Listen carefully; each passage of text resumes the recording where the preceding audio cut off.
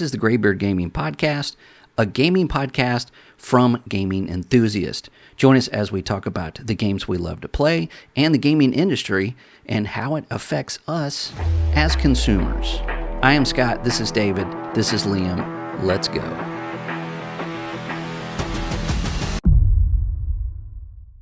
We are live from Twitch. It's Graybeard Gaming Podcast. I am Scott, the Graybeard, and this is Liam. David will hopefully join us in a bit because he really loves fucking up my OBS scene. So let's get what we've been playing out of the way, man, because we've got a little bit to talk about it, I think, right? Yeah, we do. Right? Yeah. Okay. Well, let's start with you. What have you been playing lately? I was grinding Division 2 again. Yeah. Have you finished? You finished it, right? You're in in-game, right? Yes. Okay. Yeah. I'm in game, and I haven't even done the DLCs yet. Like the extra DLCs, we're just clearing up the map. Yeah. But I'm addicted.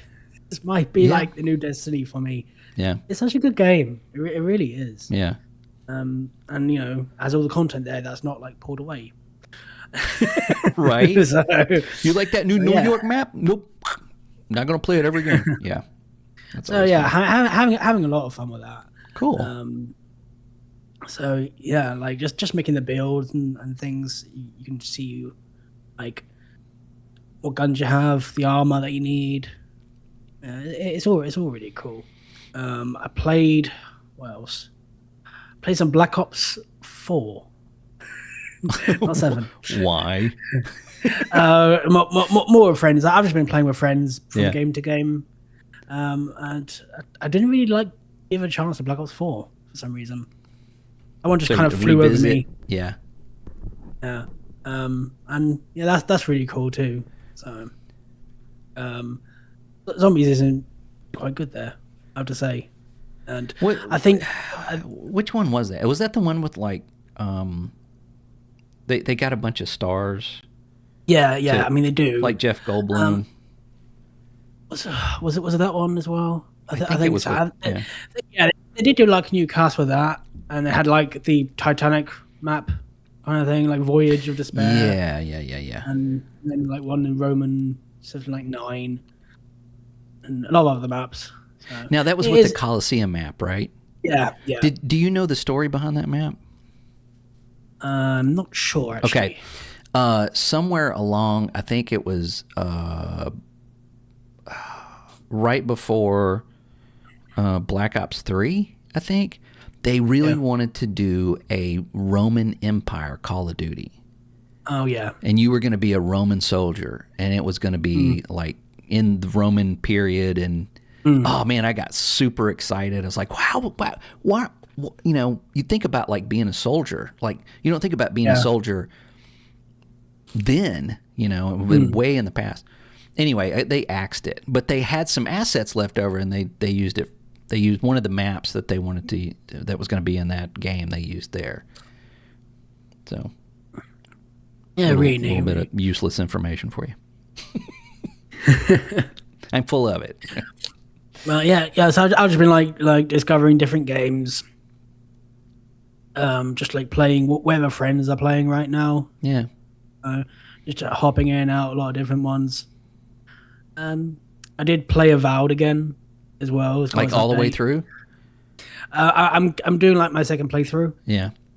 So I need to be on hard now. That's fun. I need to go more races to be, and a lot of good updates with that one. They added three races, I think. Yeah. Yeah. And all updates should be actually. Yeah. What about the performance on it? Is the performance any better? I mean, it's fine for me. Yeah. I'm sure they probably locked it down on console before they did the update. It's locked on console. You can lock it at 60, 30, and just uncap it if you want. To really? So wow. Because it does have 120 support. Yeah. Not sure if it gets there, but because of VAR and stuff like that. Right. Oh, that's always nice. Yeah, it's good performance on console, honestly. I don't know what's on PC, but I imagine it's. I didn't really have any problems with it. I had just the usual, Unreal Engine, skip. Okay, I'm good for 20 minutes, and let me skip again. But when I went back to, they had a performance patch or something for PC. I went back and played it, and it was a little bit smoother. I feel like some of these games, good grief, like if it's Unreal Engine, don't buy it. Just wait like a year, and then after a year, they'll wait a bit, and and it'll be okay. Yeah. Well, that's good. I'm slightly tempted to get that game if it goes on sale. And play it again, but I don't know. Anyway, carry on. You could just like a month of PC Game Pass and do it that way. Yeah, but I don't want to do that because I don't. Yeah. If it's a $70 game, it's worth it. If it's a $40 game and it may go on sale for $29.99, true. I would just rather just buy it. True. Yeah. And I'm probably have it on Steam anyway. Yeah. You never know. I mean, it could be like, hey, we added a PvP, arena type or just something. It's like, oh my God, I got to download that again. Because that happens a lot. You have a game and it's like, I'm kind of burnt out on this. And then a year later, they add some really awesome shit to it and you want to go back and play it. But anyway, carry on. I'm sorry. I didn't mean to hijack. No, that's really it. So I've just like been bouncing around a lot of games and just seeing what's like coming out now. Yeah. Regardless of what we're going to talk about soon, I'm really excited for games this year. Yeah. I just want to play good games. Yeah. Yeah. There's some good stuff coming out this year. Yeah. There could be a lot of good stuff this year. Yeah. Regardless of what's happening lately, but yeah, a lot of good games to come out. Speaking of games coming out this year, I read a little something about Fable that I think I missed. I think this was when they had the showing in January, and I think I missed it. But the guy that head of the studio, he was talking to someone in an interview and referring to the mortality system. And one of the things he said makes me a little bit worried about Fable. He said, and I'm paraphrasing, I don't have it right in front of me, but he basically said they didn't want to do the morality system that was in the previous games because nothing you do in the game is objectively good or objectively evil. And then also the things that you can do could be viewed differently by NPCs. Like one NPC might go, you had every right to kill that small child. I don't know. Right? Yeah. So and he mentioned it's like that's not the world that we live in these days. And essentially, it made me think it's like it sounds like they're once again trying to make a fantasy game that is catered to people that can't seem to disconnect themselves from real life for a couple hours and get lost in a fantasy world that does have objectively good things and objectively bad things in them. So that's kind of making me worry a little bit. If you're playing a fantasy game and just use an example, it's like there's a dragon, right? And it's breathing fire on all the villagers and they're burning alive and it's probably not comfortable for them. And then he's scooping up all the gold and taking them back to his mountain, blah, blah. Anyway, so you, as the protagonist in the game that you're playing, slay the dragon. And you come back to town and everybody's like, yeah, that you're the hero. You did something good. That's what makes you a hero. You saved people's lives. That's objectively good. And I think for me, that's...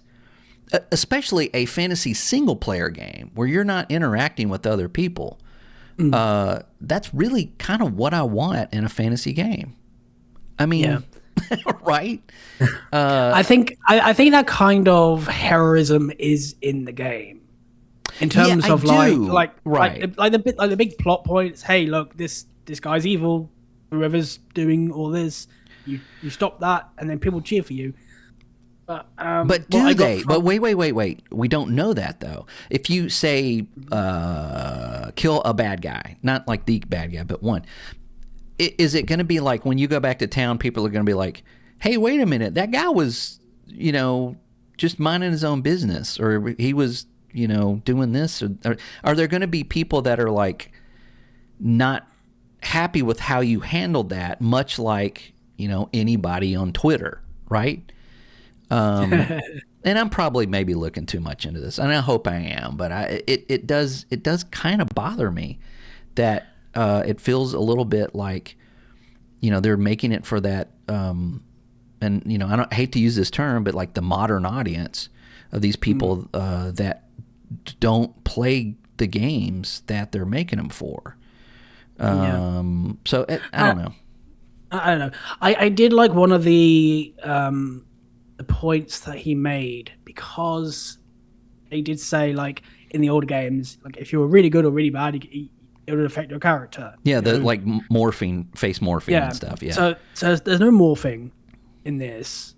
So everyone was like, oh no, the Fable's ruined. Yeah. But it does give them opportunity to make something different.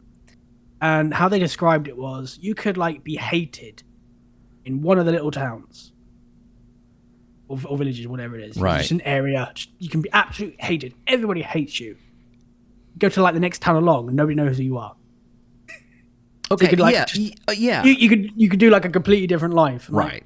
Right. Actually sounds really cool. Yeah. I actually was not the biggest fan of the morphing stuff, because I felt like, kind of like that. Like it's like you're wearing it on you. And I get the point of like looking evil, like you turn evil, kind of like a Star Wars thing.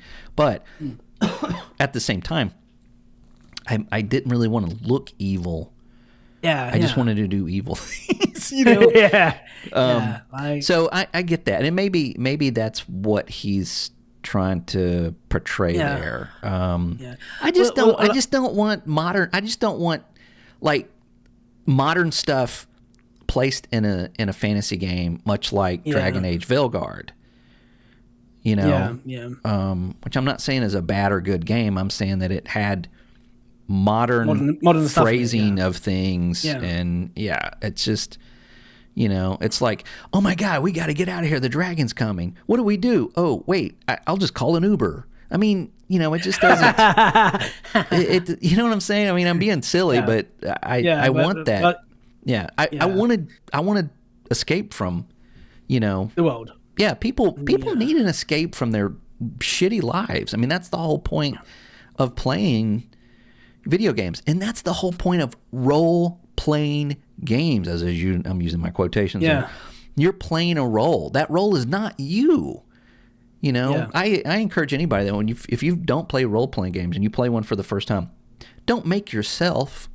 The only time I make myself is if I'm streaming, because I think it's funny to make some old dude with a beard. But if I'm playing for me, I make somebody completely different. I want to envision a character that I'm playing in the role that I'm playing. So I don't know. Thanks. You kind of talked me down from that. I appreciate that. I was getting a little bit worried about that, and I'm not judging the game, because I'm gonna wait till it comes out, and I want to play it and see for myself if it's. We're still cautious about everything. So I mean, I think we have to be. A lot of games that are coming out this year are, to me, questionable. Crimson Desert, everybody's like, there's no way this game is going to come out and you're going to be able to do all that shit at 60 frames per second on a console. And I agree with them. That doesn't look like, that looks like bullshit. But, we might be surprised here next month. But man, like 6 years in, we should have some good performance on console. Yeah. And I argue, I get on Twitter, they're probably tired of me saying this, but it's like somebody's like, I can't wait to play Marathon. It looks so amazing. It's going to be the best game ever. I'm like, calm down, dude. Calm down. Yeah. Calm down. Don't pre-order. Just wait till it comes out. Play the server slam. Decide for yourself. That kind of thing. Unless you're being paid by Bungie, which you probably are. But we've got that this week. Arc Raiders just uploaded their Hurricane update, which looks freaking crazy. We've got Toxic Commando, which I'll talk about in just a second, coming out on the 12th. And then also what am I like missing? just announced, which I think Sony want to keep it quiet, like just put it out there. That Horizon game they were doing Yeah. has got a beta this weekend as well, at the same time What? as Marathon. Oh, just on PlayStation though, right? Yeah. Oh yeah. I think it's PlayStation PC, but I can't remember. Oh, I'll But totally try that out. um, it should be PlayStation PC because that's more live I service, think it's isn't it? both. So I think it is both. What's the yeah. name of it again? Horizon. Horizon. Uh, I forgot what it's called. I always forget what it's called. It's weird. It's like gatherings. Yeah, Gathering or Something like Hunter's Horizon Gathering. Hunter's Gathering. Yeah, Hunter's Gathering. yeah. So they just did, yeah. It's on Steam and PlayStation. So that's gonna have a play test, which is Really? funny because like everyone's like Marathon, and then like just put it out there. Yeah. I don't think Sony likes this game. I don't think they do either. This is going to be between 27th and the 1st. Yeah, and they also didn't have it at their State of Play. Did they not? Didn't they release this before the State of Play? I think they released the trailer before the State of Play. Yeah, they did. They did. Yeah. They did. I'm pretty sure they did. Yeah. That seems kind of weird to have that during marathons. But Yeah. the people that are playing marathon, I don't really think maybe this is the same crowd. Oh, that could be wrong. I don't know. At the same time, it's like you put two Sony games like next to each other, just, like for testing. Over a weekend? Yeah, that is kind of weird, isn't it? Yeah. Eh. So I don't know. And they're just like knocking it out, getting it ready. I think that I really do think that Marathon is going to do well for now. I don't know if it's going to do well. I don't know if it's I don't know if it's going to have the longevity that like Arc Raiders has already had. Yeah. I mean, they said they've already funded their next 2 games with Arc Raiders, and that's crazy. And then what else is coming out this month? There's something else coming. Oh, Resident Evil comes out what, Friday? Yeah, Resident Evil coming out. Yep. I got to go give some plasma so that I can afford it. We'll see how that goes. And I feel like I'm missing one more. But anyway, I'll get to what I played. I'll go through this real quick. It's Steam Fest this week, so there's a lot of demos out. So I got a bunch of demos. There's a couple of games that were in my wish list, and one of them was really a letdown, I have to say. Deep Dish Dungeon. I saw a trailer of this, and I was super excited because this is a co-op game where you gather food and you cook food to give you buffs to go into the dungeons, and then you find stuff, to make better meals, and you get loot and all this kind of stuff. You build a camp, and just kind of rinse and repeat kind of thing. I'm like, man, that is just up my alley. Well, I got a chance to play it, and it has some interesting things, but what really turned me off is the combat. The combat is so rudimentary, and there's no real impact to the combat, and it's basically just click, click, click, like you're swinging your sword in front of you, just a very, very basic. And you can't really tell if you're hitting an enemy because they have no reaction. You just keep clicking until they die. And I'm like, man, I can't do that, man. I can't go back to 1996 Super NES, and play a game that way. So anyway, I did also get Atmos Far. I haven't played that yet. And I got Forever demo, which was very boring. And then I got John Carpenter's Toxic Commando. And I've talked about this. I think we talked about this last week because I found it was a $40 game. This game is nuts. It is absolutely nuts. It is exactly what you think it is. So this is Saber Interactive, have joined forces with the illustrious John Carpenter. And I have to look. I wonder if he did the soundtrack to this game because it's very synthy. It's very John Carpenter-y. The characters are kind of over exaggerated and obnoxious, much like a lot of his characters in movies. But it's almost like have you ever played one of those like Mud Runner or Snow Runner games? Yeah. You know what I'm talking about? Like you have a 4x4 and it's basically get from here to there, and so they took that, right, and smacked it on top of World War Z, which they are also made. So you've got this Left 4 Dead first-person character, or basically hero shooter, zombie game, but you also have vehicles that you can upgrade and repair and use winches to get through mud and these, and it's all like objective based. It's not like World War Z or Left 4 Dead where it's like, okay, you start here and you need to escape here. It's more like you need to go here, get this done, do this, then come back around, go to this, and then by doing that you're going through a story. And I assume that like each one is going to be a little bit different. But I had a lot of fun playing this. I played it with 3 other people, no mics. Everybody just kind of did their thing. There's a guy that was a gunner. One guy drove.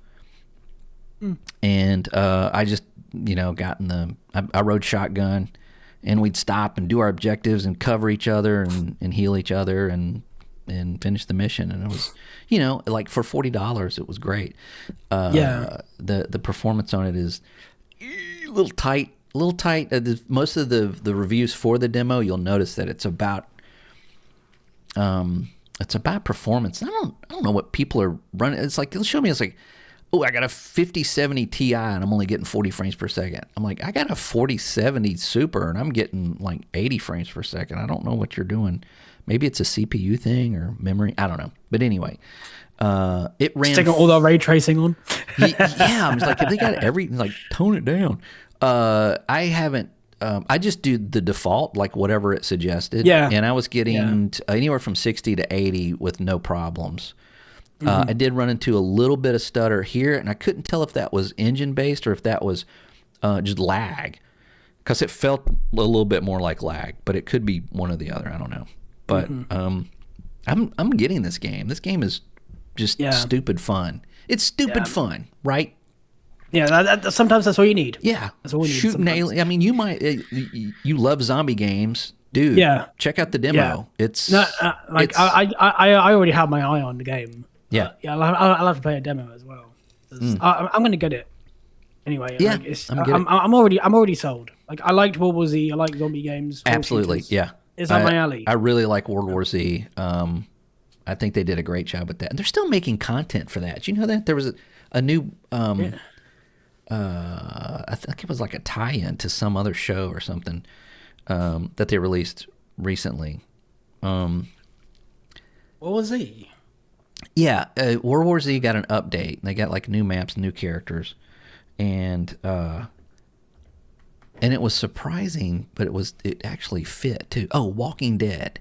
They got a Walking Dead tie-in. Yeah. And wait, there's World War Z VR? Excuse me?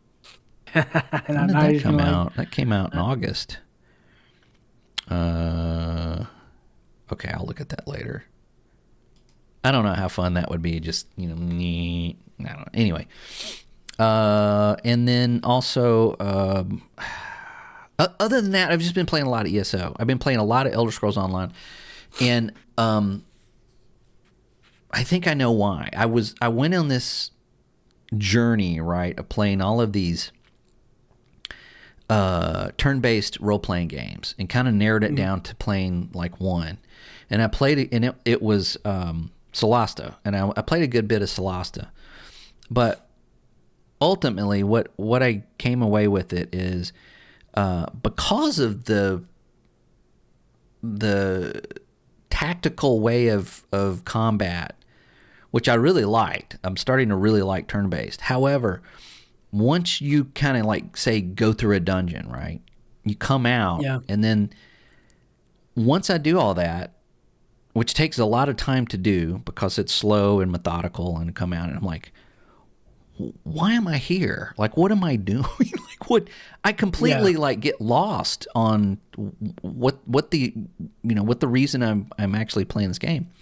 And I know that's probably having a geriatric moment, but it's not keeping me engaged in the story and the characters, and more of just the strategy to it. And I think that ESO allows me to get lost in a world where there's not a lot of risk. If you die, you just just go to the way shrine and come back and finish what I was doing. But there's so many stories and characters and things that you can go do, and some of the places, especially some of the newer places, are really gorgeous. And I think that's why I'm liking it so much, is because I can just kind of get lost in it and not have to worry about, not giving me anxiety. I was like, oh my God, I just died. My whole party died. I lost everything. I got to start completely over, anything like that. It's just, it's just a chill role-playing game like they used to be. And I'm really digging it. So anybody that's, and again, I know I've said this before, but it's on sale now for like $6. If you like role-playing games, and you're not too keen on MMOs, I would say give this a try. Absolutely. So anyway, dust myself off with that stuff. Let's get into this. So when did this happen? Friday? I think Thursday or Friday, they announced Phil Spencer retiring, even though he said, I'm not retiring anytime soon. Yeah, Friday, I think I was. Yeah. Liam, are you checking your email? Valheim Gal says, Liam, are you checking your email? Hang on. Let me just check my email. I think she's referring to anything that you do on Steam, like that Horizon thing. You will probably get an email from your Steam account saying, "Hey, you've been, Oh, look, I've got a position for Xbox. What? No, I wish. Yeah, I didn't have Mix It Up loaded. Sorry, I didn't hear that chat. But yeah, this happened. Sarah Bond's gone.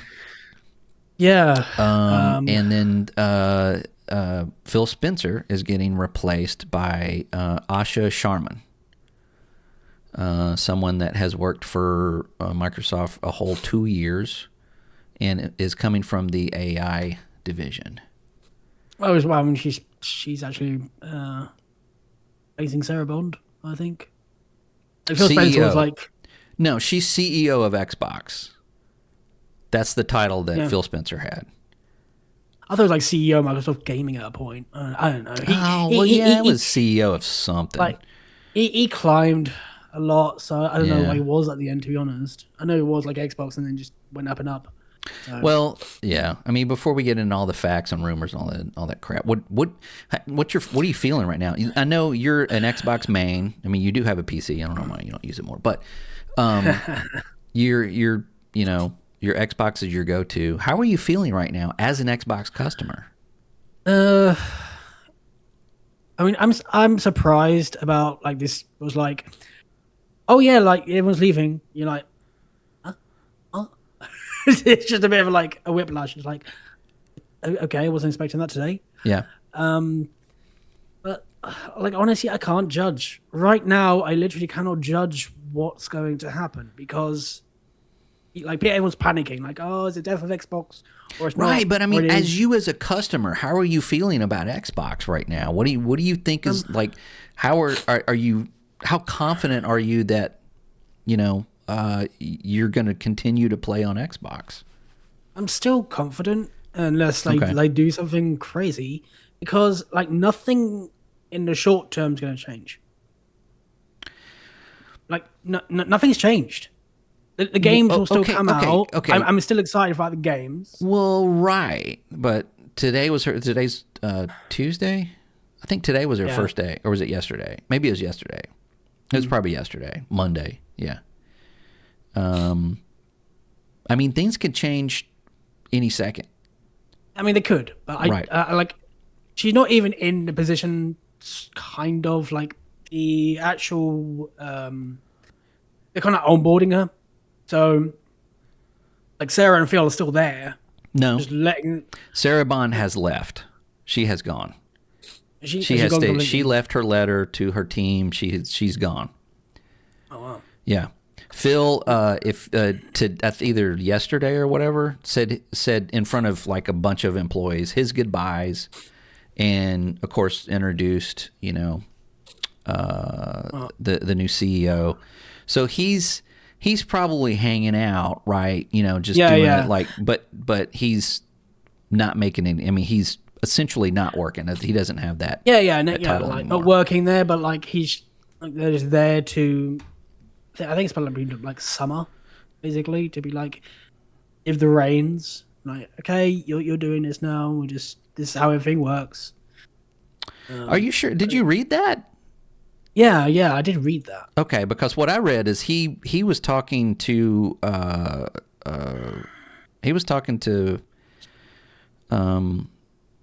Nadia like in the summer, talking about his retirement and winding into like now. So like his retirement basically started like months ago. Yeah. So that might be contradictory. And again, this is just, we're getting interviews and we're getting information from insiders and shit like that. Yeah, there's so much going on around because as I said before, it just kind of just dropped on us and we were like,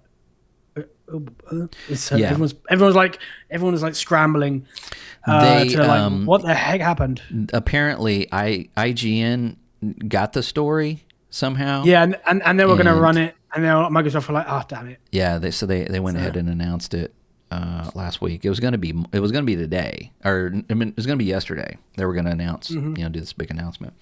But they didn't even have a chance to tell all the teams and stuff.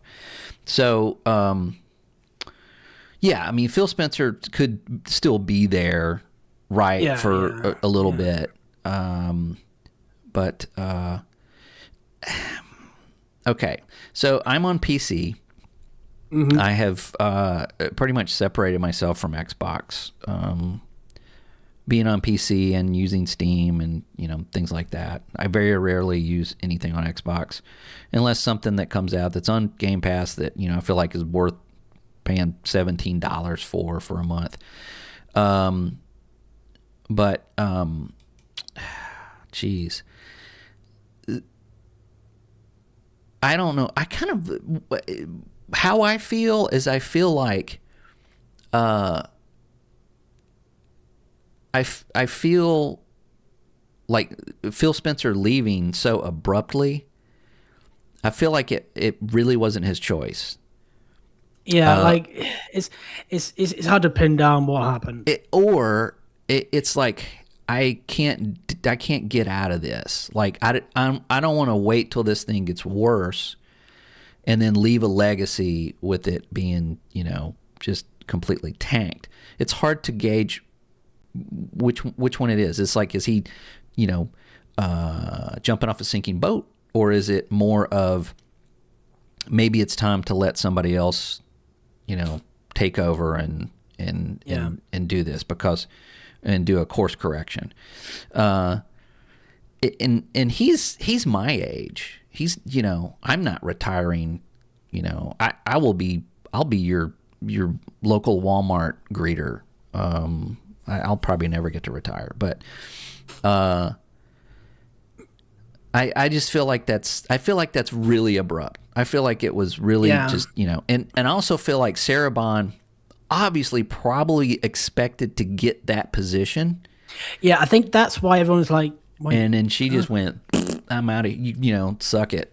You're not going to give me that. Like maybe Phil like did genuinely just retire and be like, I'm out. it's abrupt timing, but Yeah, he I'm could be like, going. you know what, this is a good time to just bail out and I think Sarah like she got completely hosed over by this. she got what? Like she just got like screwed over, because like if obviously we expected Phil to retire at a point, and we assumed that Sarah would just be there as a successor. Right. That kind Now of that's kind of what everybody thought that she was being trained to take over. and now she's like, oh yeah, Sarah's gone. And everyone, huh? I don't know, but like right now, like just right now, I don't know what's gonna. I don't know what happen like 2 years in the future or 6 months away. It doesn't affect any of us though. Right this second, it doesn't. Oh no, it's not. You as a customer is not. You're not going to get affected by this at all. So for what I'm seeing is there's a couple of things. The Verge via Tom Warren, who has he's known to have insiders in Microsoft. He kind of throws some shade at Sarah Bond with this story, saying that a lot of people, some key people left after she took over, which left them. One of the guys was, God, no, I don't want to. No, I don't want a subscription, you jerk. Let me read your article. Crap. It's not going to let me read it now. What? When did The Verge start? Oh, you piece of junk. Anyway, so the guy that was head of marketing left. He just walked out. He's like, bye. So it left them kind of reeling in marketing. And she supposedly came up with this is an Xbox marketing that came out, in 2024? And it was really just ridiculed. I mean, it was just brain dead marketing. I don't care who it came from. It was stupid. It was a meme. It was garbage.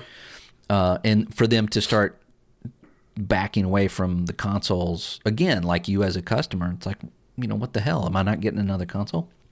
So, also there were multiple people that said they were glad she was leaving. She was hard to work with. I don't know. Who knows? It's always funny, these articles. It's like I talked to over a dozen people of former employees and current employees. Okay, well, how many of those over a dozen people are current employees? Yeah. It could be two. Could be two. Yeah. Could be one. The rest, so you got to kind of, it's not like this isn't scripture, people. But regardless, when they talked about all of this stuff, when they're talking about Matt Booty and Phil Spencer and Satya is talking about, this is what we're going to do, this is your new CEO and blah blah. They didn't mention Sarah Bond at all. They didn't talk about her at all. No. Which makes me think that she just left. She said screw you and walked out. So they can't mention her because she's not there. Right? she's not there. I think that's obvious. She wasn't at Phil Spencer's, goodbye at Microsoft. So yeah, she I think she left. I think she said, screw it. Yeah, she just bounced. Well, yeah, which kind of says something about her in a way. Is it is she brave to do that, or is she just kind of a little full of herself? I don't know. I don't know. We'll Time will tell. But like, it's interesting because I think this so far everything's just up in the air when it comes to like the next hardware, even Steam. Yeah, we've got all these like RAM crises going on. No one knows what the hell they're doing. Yeah. I think initially, this is my gut feeling about it. They wanted to release the Xbox console this year. Really? Like imagine planning out. You're planning out like a couple of years ago. Yeah. You got Halo, you got Gears, you got Fable, and what was the other game? Halo, Gears, Fable, and Forza. Yeah. 25th anniversary of Xbox, Right. and then you release like a brand new console. Yeah. That would be like the perfect sending off for Phil Spencer. It would. It absolutely would. Yeah. Because he's in an interview too, or one of these insiders said he really wanted to make a handheld, like a standalone handheld, and they wouldn't okay it. So that's where so there's like the Xbox Ally was a compromise, and also a tool to see if you could do this hybrid kind of, in the open market, like would people understand that it's a PC, but you have a console front end.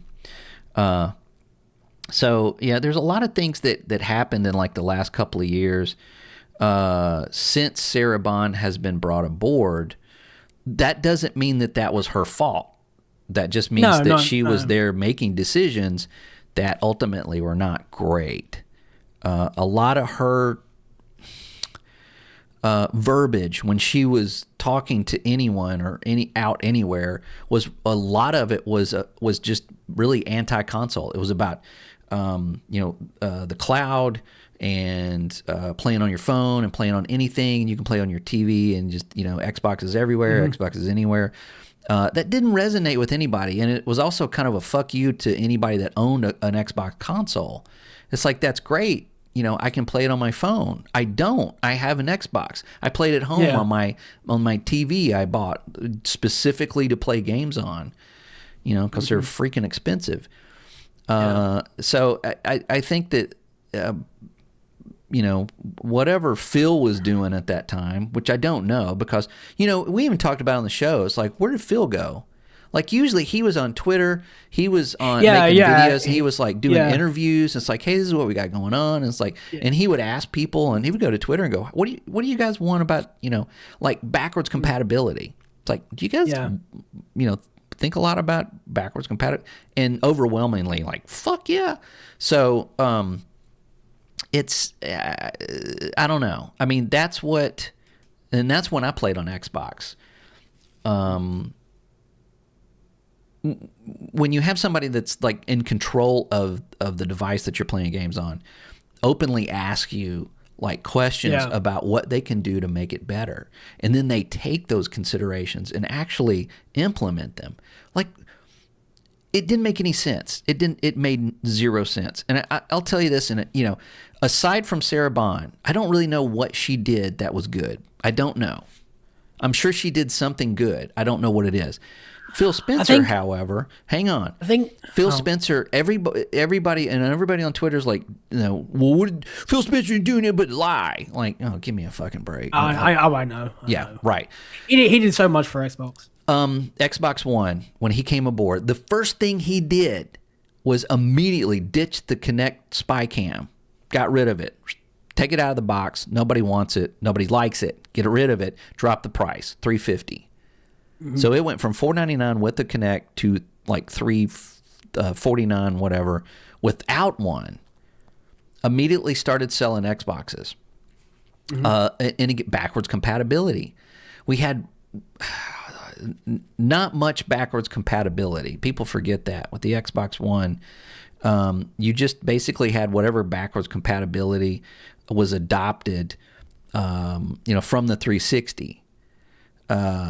They added a ton of shit in backwards compatibility. Not only that, a lot of them were boosted to 60 frames per second or 4K or both. Or 120 for free. Free. You don't have to buy the game again. You take your 360 disc, you fucking put it in your Xbox, and you play it. Oh, you got an original Halo? Put it in your Xbox, your brand new Xbox, and play it. People forget that shit. The ability to buy a game on Xbox, play it, have a saved game, and then go to your PC, and there's the game. Oh, and look, there's your save. He did that. He did that. And not to mention, holy shit, Game Share. You buy a game on your Xbox, your significant other or best friend or whatever has that game. And not only that, you can play it together. You only have to have one copy of that game. Anybody that says Phil Spencer didn't do anything for Xbox or gaming, you can kiss my ass. Because that right there, you have no idea how much money that saved me. When you've got 2 Xboxes in the house and you and your wife are playing the same games, and you have to buy the game, the DLC, the blah, just everything with it once and not twice. Holy shit. It saved me hundreds and hundreds and hundreds of dollars. So, it's just cross-play and cross-save. He really pushed cross-play. Yeah. Yeah. Yeah. Valheim Gus says we had 4 at one point, 2 kids and 2 adults. Yeah. Yeah. Yeah, that was our electric bill was terrible. So, what did Sarah Bond do? What did she do? I'm not saying she did anything bad. I'm asking what did she do? Well, I think she was like a big representative in the Activision acquisition. Okay. So she did help a lot there. Okay. Well, there you go. In terms of getting that. Yeah. Other than that, though, I don't know. Yeah. Well, I mean, that went on way longer than they thought it was. Yeah, that was a circus, wasn't it? That was a total circus. I mean, that just went on and on and on. I mean, I remember like every day we would have to oh, it's dead. They killed it.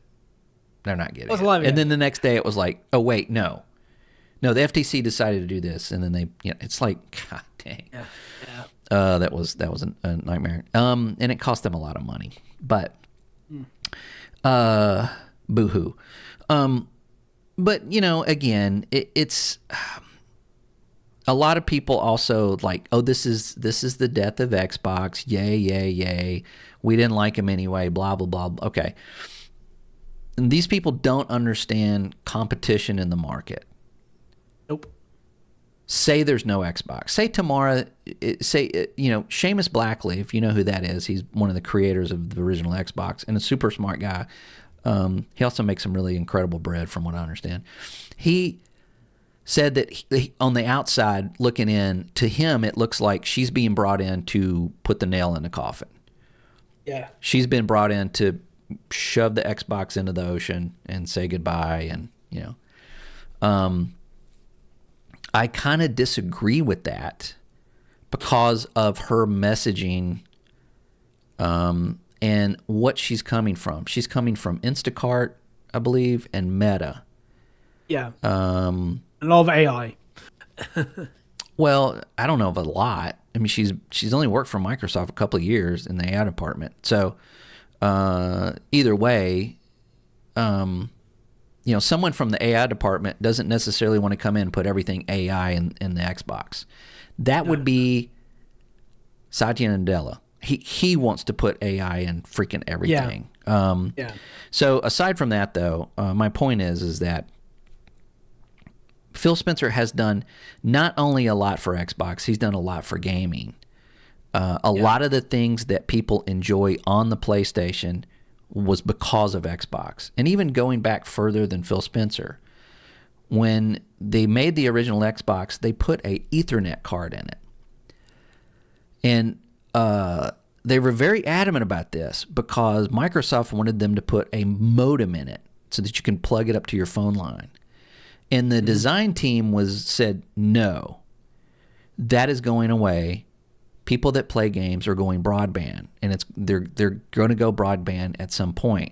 Also, this is a network card. You can plug it up to a network switch, and you can put 4 Xboxes on it, and you can all play Halo in the same room. That alone, that one thing, brought LAN parties to console, whereas before it was basically just PC. Being able to talk to someone while you're playing with them on console, online, Xbox, being able to be in a party with someone and playing a game and then go from that game to another game without having to re-invite that person. Nobody remembers that. Before Halo 2, get this. Do you remember this? You were probably a baby. Yeah, I don't think I was on Xbox, like the original Xbox at the time. So, You're playing like Ghost Recon, right? So you're playing Ghost Recon with your buddies, and you can talk to them, right? So after the match, you all just split. Yeah. So what you have to do is you have to get in a match, like, okay, let me join you. Okay, where are you? Okay, you're in a match. Okay, and then let's get so-and-so in. Let's get so-and-so in. Hurry up, the match is about to begin. And you'd have to all join and get in that game together each fucking match. Like, it was the norm, and you did it, but it was a pain in the ass. Here comes Halo 2. Max Hoberman says, screw that. This is what we're doing. We're doing a party system. You and your buddies are in a party. That party moves from game to game to game. It changed everything, man. Yeah.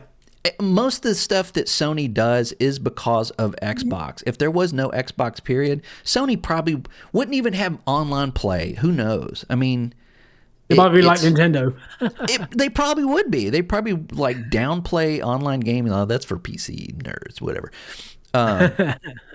Having a subscription-based system where you get free games, you can thank Microsoft. Having backwards compatibility, you can thank Microsoft. If you bought a PlayStation 3, having a network connection in it, you can thank Microsoft. I mean, there's just so many things that they've done that innovated. Yeah. And one thing it was in this interview. Let me see if I can refresh this page. Nope. Jerkface. I'm bringing up another browser. I'll show you. She said something about which I was, to me it kind of resonated. Oh, you punk, man. Nope, I can't read this article. She said basically she wanted Xbox to be scrappy again. You know what I mean? And they used to be like in the original Xbox in the 360 days, they would greenlight just the weirdest shit. And it ended up being super fun and super great. And I kind of feel like that's what she means by that. Stop being so corporate and being a little more edgy, and let's make this game. That's how we got Gears of War. That's how we got Halo, for instance. It's like, let's buy this whole studio and bring it over to Xbox. So I don't know, that makes me sound like her enthusiasm about the whole thing of her being CEO makes me think that Seamus Blackley might be wrong. Also, like, it doesn't make sense. Okay, just logistically, financially, it doesn't make sense. Because it doesn't. How much they spend? $65 billion on Activision? If this were like 2010, well, actually not 2010, 2013 Microsoft. Yeah. And Doc Matrick was out, and then like some AI person was there, if AI was there at all, like then. Yes, because they actually wanted to shut Xbox down. Yeah. After the Xbox One, they did. Actually, they wanted to. They genuinely wanted to. Yeah. Phil Spencer comes in and goes, "We can make it better." Yeah. And he fought the whole way, him and his team, to get like Xbox moving. Yeah. He turned that around. He did. And then what do they do? They buy studios. Yeah. What do they do next? They buy Bethesda. And they buy Activision. Yeah. Which is absolutely ridiculous. It's still baffling. And now what? They're just gonna like walk away? No. I don't think they will, unless they think that they can sell those and make a profit on them, which I don't think they will now. Yeah, like after the trouble of getting Activision, especially, you're not just gonna like sell it off. Yeah, and I can guarantee you that, and then this is old news, but their intention to buy Activision was 100% to make Call of Duty exclusive to Xbox. They did it with Bethesda. Some of the games that they were making at Bethesda, Starfield for one, they came in and said, Yeah, axe the PS5 version or PS4 version, sorry, at the time. And they were like, "What?" And this is one of the reasons that what's his name, Peter Hines, I think, from Bethesda. This is one of the reasons he left. He was like, "That's not cool. We're making these games for both," and they came in and told us, it's only on Xbox. And he got pissed and left, and then Which it might be Starfield's going to it's going to it's going to PS5 like any second now. Yeah, which is funny because like Xbox got the slack for that as well. I'm Bethesda, like making games exclusive. Right. Before Microsoft went in and bought Bethesda, Sony were literally trying to lock Starfield up for PS4. Yeah, as an exclusive. Yeah. Yeah. And I think it was Pete Hines that wouldn't let him do it because, again, he was like, no, we're not locking this down to one platform. But then when he was answering to Microsoft, he didn't really have a choice. That was his boss. But like PS4 was absolutely just, demolishing Xbox in terms of like exclusives, sales, it was time. Yeah. So, and like Microsoft really didn't have that many studios. No. Before they went shopping, they didn't have a lot. They had just lost Bungie, and they just had some minors. They had Rare. They had bought just like independent studios. They didn't buy like publishing studios. Yeah. And I guess that's how you do it. I don't know, but it's weird. It's like a weird world we're living in right now. A world without Phil Spencer. Not that I'm like, oh, Phil Spencer's best guy. I mean, I don't know the guy, but it just seems like I met him once. He's been around so long. That again, when in between like 2021 to say 2023, they were killing it. Like everything they were doing was like the most pro-consumer decisions, and it was just unreal. If you own an Xbox, it was just like, it's like I've got these stack of games. I woke up this morning and now I can play them on my new Xbox at 60 frames per second. And they would drop lists, man, not a game. Yeah. People don't understand lists. this. Lists. Like, here's the new list of backwards compatibility. I had the link on my desktop. I would check it every once in a while. I go, oh, they added this new shit, and I would go download it, and I'm like, what the? It was just fantastic. It was amazing for them to be doing that. It's I don't know. So when people just talk bad about Phil Spencer, I'm like, you don't know. You really owe Phil Spencer, even if you're not on Xbox, you owe Phil Spencer a tiny bit of respect for what he's done for gaming in general. I can't really say that about any other CEO. Like Nintendo, like what was the guy that launched the Switch? The big dude. I forget. I always forget. Yeah, Reggie. Like, he did some great stuff, but he also, did some pretty anti-consumer shit, and they've laid heavily into that since then.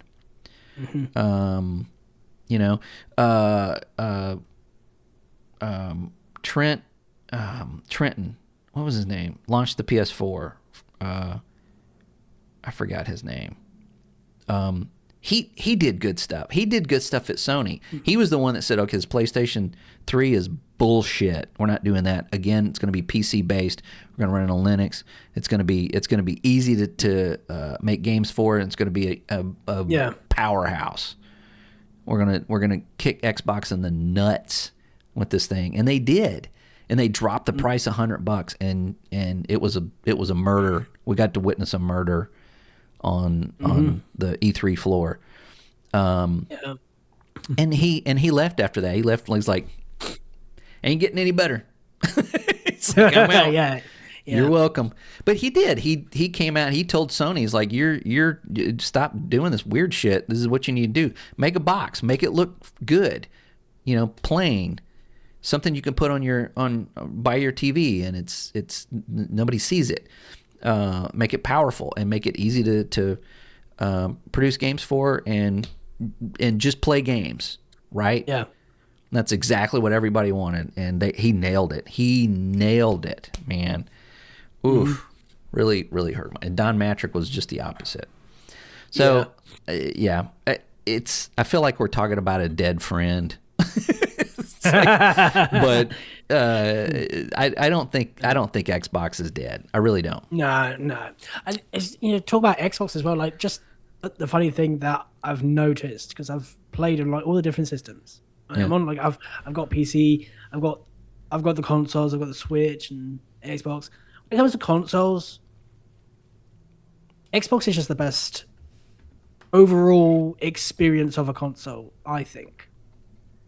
I might be biased because I'm an Xbox player, but because of everything we listed, because they added like all the FPS boost, the backwards compatibility, just loads of different things. It's just a great all-around device. Yeah. Microsoft was always like jack of all trades, but they kind of lost the master of one. They're still jack of all trades, and they like to innovate all those different areas.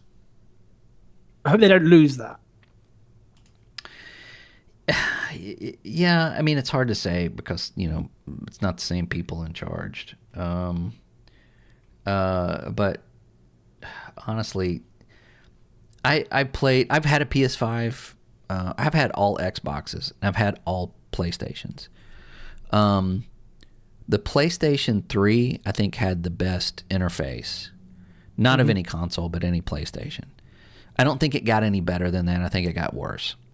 Xbox really played around with the interface. Yeah, it took a while to refine it and to make it better. And for me, I'm someone that I want to turn something on and I want to be able to do whatever I want to with it, with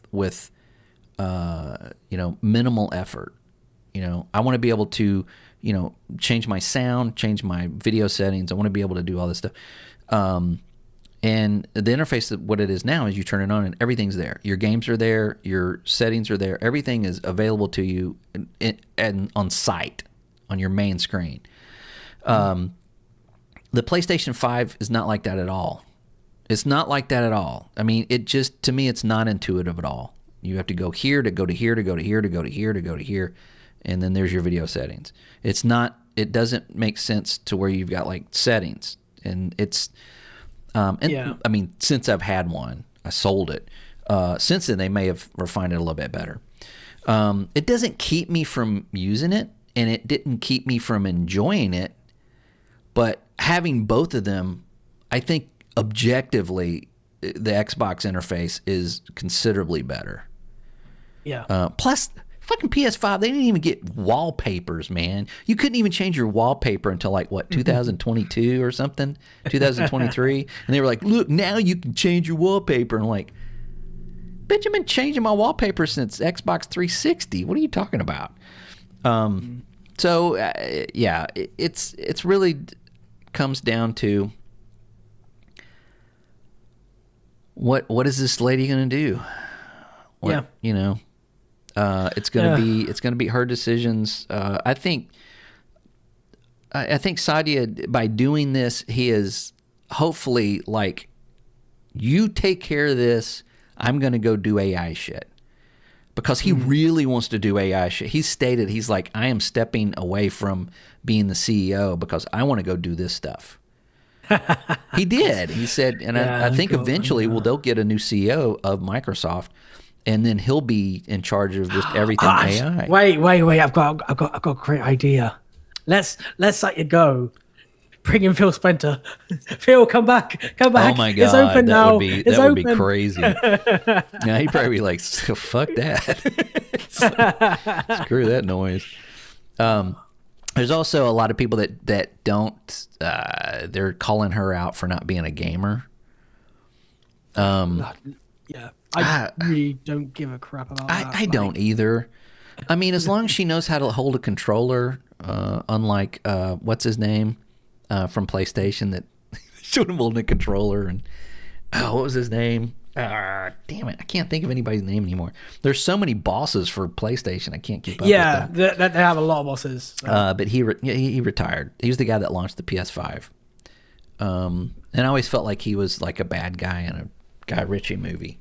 So the PlayStation is right here, yeah, just buy it. You know, Was that Jim Ryan? Thank you. Yeah, they showed him holding a controller and it was like backwards. It's like take that out of his hand, man. This doesn't look good. Yeah. Yeah, they don't have to be a gamer. They don't have to understand games themselves. She only has to understand the person on the other side of that screen. That's it. Yeah. That's all she has to do. Yeah.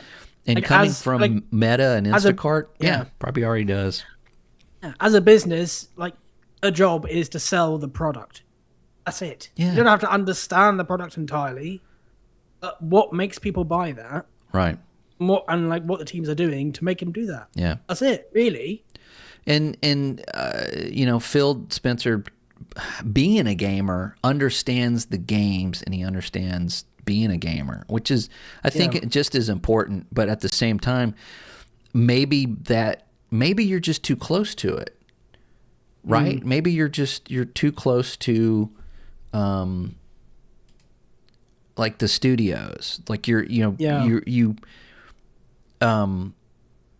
if a studio's making a game, it's like, holy cow, that game is like everything I've ever wanted in a game. Mm-hmm. You know, but the studio's taking too long and they're mismanaged and they can't get their shit together. Yeah. And then, but you really want that game. What do you do? What do you do? I don't run a company, obviously. But that might have a small factor in your decisions that you're making, you know, that will ultimately, you know, push a $1 billion boat. So I don't know. That's yeah. And like as I said before, this is like not going to do anything short term. No, gonna have to wait a while for anything to happen. Even by next generation, who knows? No, I disagree with that. I think you're going to see changes this year, 100%. I think that Microsoft is they have put her in charge to make changes. Those changes are not going to be 3-4 years down the road. They're going to make changes for 3 or 4 years down the road. Yeah. But I think you're going to see changes as year. One thing I would do is I would change the structure of Game Pass, period. I would just have one price for everything. Just lower it a little bit. What is it now? Like $400 a month? I forget. What is it? It's $30 a month for like the top tier. Okay, $24.99. You get everything. Yeah. Period. You get everything. Yeah. I mean, even, and I hate to say it, you know, even add PC to that. So, like, if you're on PC, you pay $24.99. If you're on console, you pay $24.99, but you get everything. You get all the exclusives, you get the first party, you get Call of Duty, you get everything. That's what I would do. The reason is because you're going to have people that are, that may look better to them than $14.99 not getting those day ones.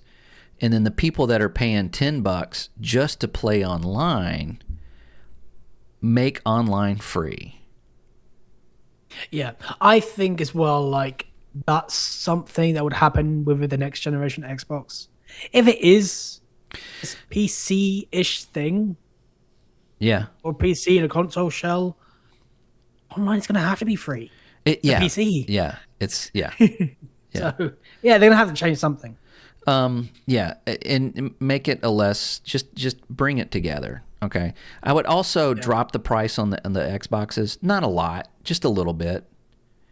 Take maybe a little bit of loss on them. Start selling them again. Start putting them back in homes.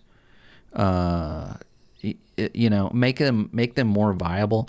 People think that exclusives sell consoles, and they're right to a certain extent. But honestly, if you want to go get a console and you want to play Call of Duty or you want to play Fortnite on it, right? And that's all you want to do. What are you going to go with? There's two factors there that you're probably going to base your decision on. One of them is extremely important. The other one is not so much. One is, where are your friends? Yeah. You know, where's the coworker that's talking you into doing this dumb shit? Where's your buddies that you used to play with that now that you're divorced, you can play with them again, right? That's a big factor, because it's not going to matter the money or the console. It's just going to matter what you need to play, to play these guys with, play everything with. You're most likely going to get the same console that they have. The second is price. It's just, if you're just want to get back into gaming, you don't have any friends or whatever that you're playing with, it's really just going to come down to like just price. Yeah. So also, like Microsoft have an advantage here, if they play to it, which at the moment I don't think they want to, for whatever reason, but they really could, and that's GTA 6. Yeah. When that's coming out, like, assuming it does come out this year, it's looking very likely it will. Yeah, I think it will. Cut the Series S price, make that a bargain. Yeah. Fucking bundle it. Yeah. Drop the price and put GTA 6 in the box. Yeah. Like, I know Sony has a deal with Rockstar, so I don't know how they have a marketing deal. Yeah, so all the marketing and everything is going to be like PlayStation, and then real tiny it'll say also on Xbox Series X and S. But yeah, Series S is there. You got a big chance there. I'm just saying. Yeah. Yep. Yeah, and honestly, you've got some. If you're on PC and you just want to play that game now, why not buy the cheapest one? Because you're going to buy it again on PC when it comes out on PC and play it at 200 frames per second with mods and everybody's naked and flying around like Iron Man. So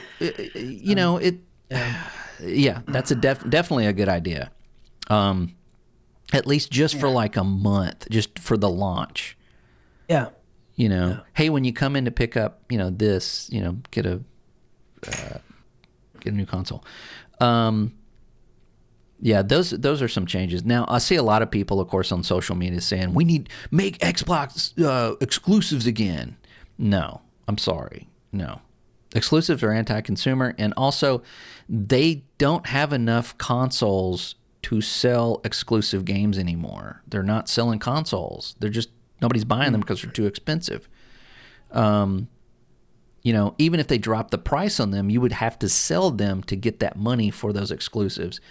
They're making a lot of money on PlayStation right now, and they're not going to quit doing that, and they shouldn't. Yeah, because also, like, for exclusives, even PlayStation knows, because they're putting games on PC. Those exclusives sell what? Maybe like 2% of people, 3% of people. Yeah. Of your actual install base, you can have 90 million PS5s out there. If like 1 million buy the game, yeah, why are they only selling 10 million copies of that exclusive game? It doesn't make why is exclusive sells consoles? Yeah. Why is Square really pissed at Sony and just putting everything multi-platform? Because it didn't sell. They didn't sell enough copies. It's like these studios are learning basic math all of a sudden. Yeah. Right? Yeah. There are some studios that refuse to put their games on Xbox, and I can understand that in a way because of the decisions that have been made in the last couple of years. But maybe that'll change. Maybe that'll change with Asha Shaman. Yeah. And, maybe... I mean, she seems presentable. She seems approachable. Yeah. If that studio had a problem with Microsoft and she goes there and goes, hey, what's up? I don't know. That's look, I've done sales before, and it a lot of times you can have the best salesperson. You got your number one top salesperson, and they walk into to sell something to someone that owns a business, and that guy just goes, I can't stand this mother. I can't stand him. Just get him out of my sight. I never want to see him again. That happens. Best salesman you got. He keeps trying. The guy's just like, I am never doing business with you. Just leave me alone, right? And he does. He's like, I'll never do business with you because of that guy. They just don't click. He doesn't like him. Just whatever reason. Yeah. You have someone else walk in there that has a completely different approach, or just looks different, or just, you know what I mean? Just like, just is a different person, a different body walking in there. And they just click.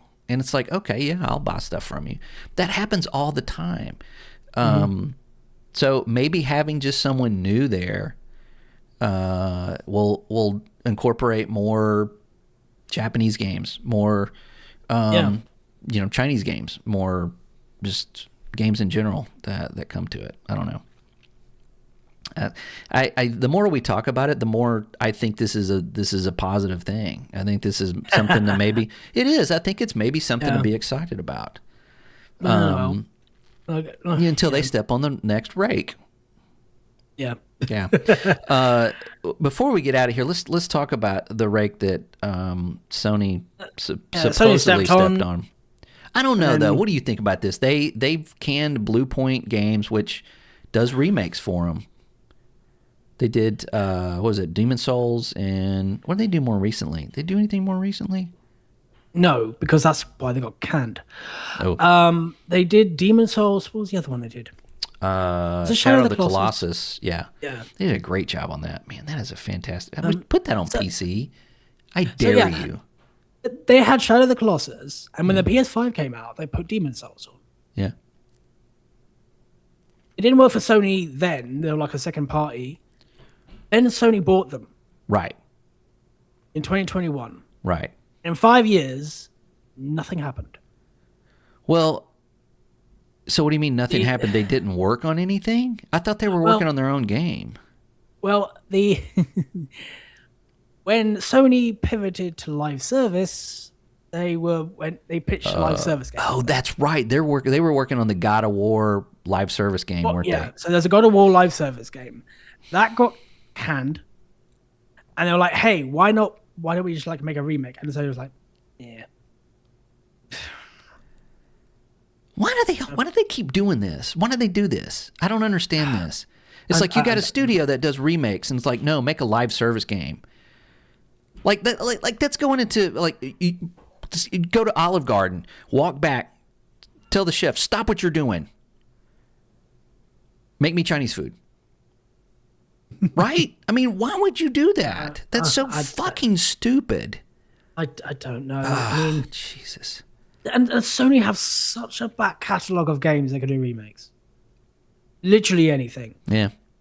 Microsoft has a people that make racing games making a role-playing game. Yeah. Well, and we'll see how that, works out. But still, it's... I don't know. It's almost like they set them up to fail. The thing is, what everyone's sort of like questioning is when it comes to studios. Yeah. These studios, before they were bought, they were independent studios. Yeah. They were managing on their own, and then they went, "Hey, we can do this for you, Sony. Look, we contract you, and look, this is a game." Yeah. So when they acquire them, why can't you just let them go? What do you mean? Like let them do what they want? Yeah, just let them be independent. Let them go. Why do you have to shut them down? Well, that's tricky too, because Microsoft did that with a lot of studios that they bought. They came in and they were just like, "What are you working on? Cool. Later. Bye. Keep doing what you're doing." And guess what? They didn't have any games. It's like these studios. It's like you can't tell a studio to just do what you want to do. Yeah. And I get that. Because these, they're like, "Oh my God, we have unlimited resources. We have unlimited money. We're going to make the game we've always wanted to make." 14 years later, they've got a demo, right? Yeah. You got to, and even Matt. That's why they put Matt Booty in charge of these studios, because somebody has to go in and go, you got milestones to meet. We need to see milestones, and if you're not doing it, you're out of here. Yeah, then you're perfect dog. Right. So, but for them to somebody that does remakes, and this is, I know by saying this, again, you've got Playground Games making a role-playing game, and they make a driving game. But these are both games. They're like full from the ground up, engine-based. They got their own engine. They got everything. They make the games. Yeah. Bluepoint was doing remakes very well, I might add. So they were just taking what was existing and adding over it. Yeah. Which, to me, that's just a completely different skill set. You're not making a game. You're overlaying, what's there. Just like is it Virtuoso? Did Oblivion. I mean, that's what they do too. They remake these games, and they do it really good too. So nobody's going to go to Virtuoso and say, "Hey, make an open world RPG set in like feudal Japan." Like, why would you do that? I don't get it. I don't know. I think that happened anyway. I think that was a Jim Ryan. I think that's when he kind of went over and woke up one morning and was like, all live service, make all the studios work on live service. We're gonna make so much money, and then he left. And then Herman Hulse comes in and goes, make everything Horizon. I want everything Horizon. Everything's Horizon. Live service game? Horizon. No. Stop what you're doing. Make it a Horizon live service game. So anyway, we'll see what happens with that. Funny thing is, like today as well. Yeah. Sony announced the Wolverine's release date. September 15th. Yeah. Yeah, because they just dropped it. They're like, oh yeah, here it is. Please forget about Bluepoint. Yeah. Well, I think Sony's got to love Microsoft. Every time Sony trips up and does something, not 5 minutes later, Microsoft says, hold my beer, watch me hit this rake. I mean, every single time, it's like they're working together. I literally had a Twitter conversation. Yeah. When the Sony news broke, and obviously everyone was on different sides, right? And people were actually talking, saying, there was a conversation that was said, Sony will be fine with this, nothing ever bad happens to Sony. And I said, if Microsoft did this, there'd be riots in the streets. Yeah. And so I said, this will be forgotten about in a month. Yeah. And the guy replied to me, it'll be forgotten tomorrow. What happened tomorrow? Phil Spencer retired. And nobody's talking about it. God dang, man. Oh, damn this is why so many people think Sony is the shit, right? It's they can't be touched. It's because they do something, and then 5 minutes later, Microsoft just overshadows anything that they just did. And they're probably just sitting back, they're making comments. Oh, no, don't worry. Microsoft took care of that. Yeah. Dang. I don't understand it. Yeah, like Wolverine, though, September 15th. I hope so. Yeah.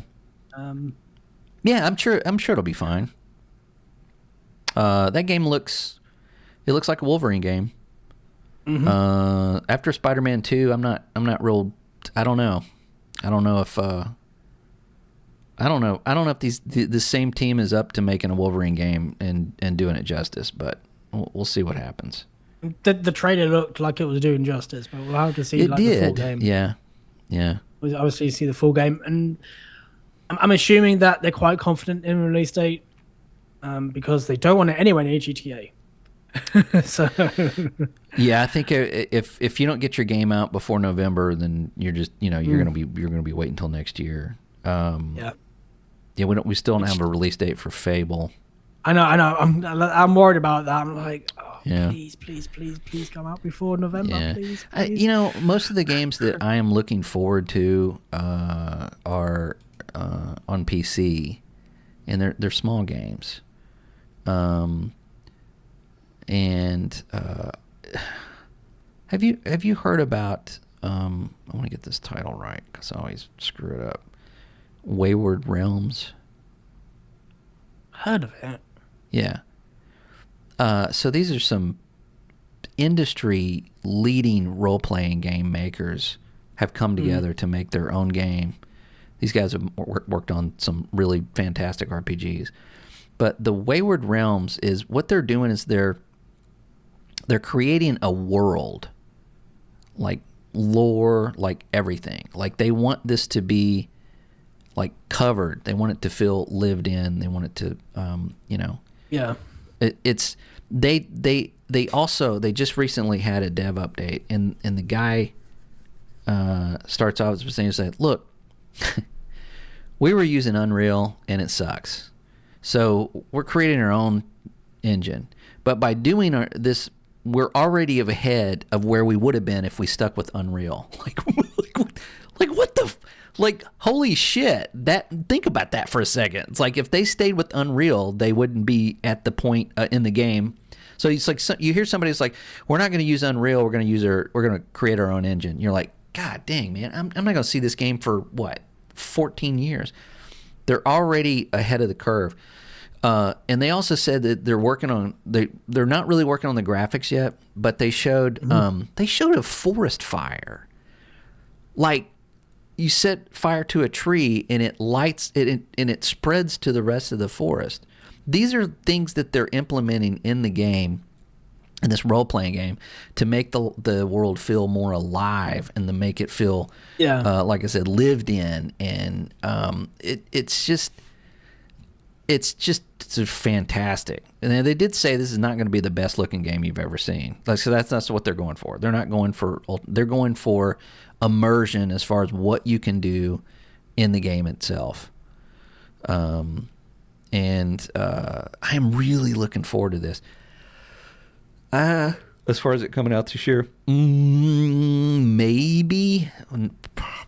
probably not. Solasta 2, that was the other game, comes out on the 12th as well. But a lot of the stuff that I'm looking forward to is just these smaller indie games on Steam that just look amazing. And I also played Windrose. I forgot to tell you about that. Have you heard about this? Oh, well, no. Okay, it's a survival game, but you're a pirate, and you build a boat, and you can have ship battles, and you can steal stuff, and you can be a pirate. It's like a pirate simulation, but it's a survival game. So you start off collecting rocks and sticks and making an axe and cut down trees and all this stuff. There's a demo out for it on Steam. It's of course limited to what you can do, but it's a lot of fun. I think this is going to be big this year, and I'm also looking forward to that. That may be a buy for me. It just does. It does say coming soon, and they already have a million people wish listed thanks to their demo. Wow. Demos work, people. Developers, demos work. Let us play the game. So next week, I'm guessing that we are going to be playing Marathon on the Server Slam, right? Yep.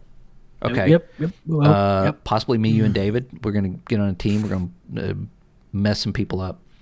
And then see how it is. And then I'm going to play this Horizon game if I can, and check that out. So we'll be probably talking about that next week. And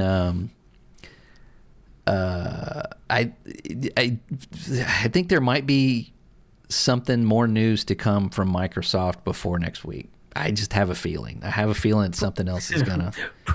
The other shoe's gonna fall. Like funny you say that. I just looked on Twitter and there was just interview quotes, obviously, because everything is happening as really fast, in real time, and So Asher was talking about Xbox, and she said, Xbox players have thousands of dollars invested in money and time too. It's incredibly important for me to understand and protect that. I'm committed to returning to Xbox, and that starts with console. That starts with hardware, and you will hear about more soon. Whoa, really? Now, does that not sound like somebody that is wanting to kick some ass? Yeah, it is interesting. We know there's going to be a console soon at some point. Maybe they are working on another console. I think the usage of that is to, again, kind of erase what the whole marketing of this is an Xbox, and reiterating that if you are getting another console, if you are a console player on Xbox, they need that. You needed to hear that. People that have invested this money into Xbox need to hear that.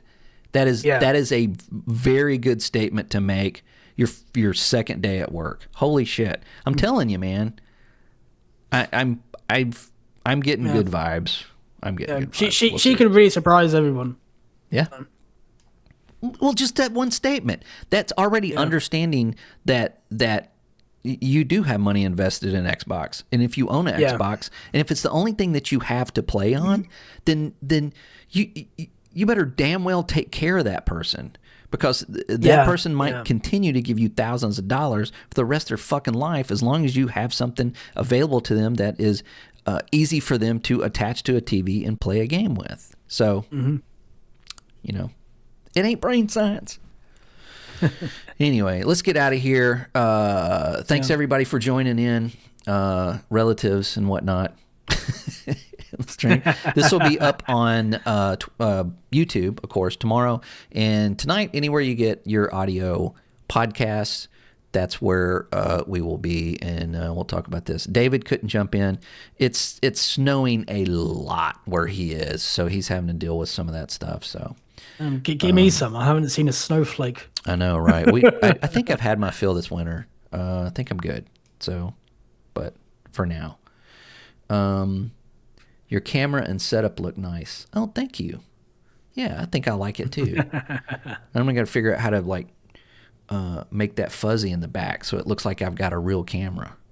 It's not this I need to like put webcam. Yeah, I need to put like like a gaming shelf behind, or like a poster. Yeah, man. Yeah. Add some stuff. You could put some put like a strip of LEDs across your heater back there, like shining straight up, and then turn them. Man, we can work on it. We'll work on it later. All right. Yeah. Thanks, everybody.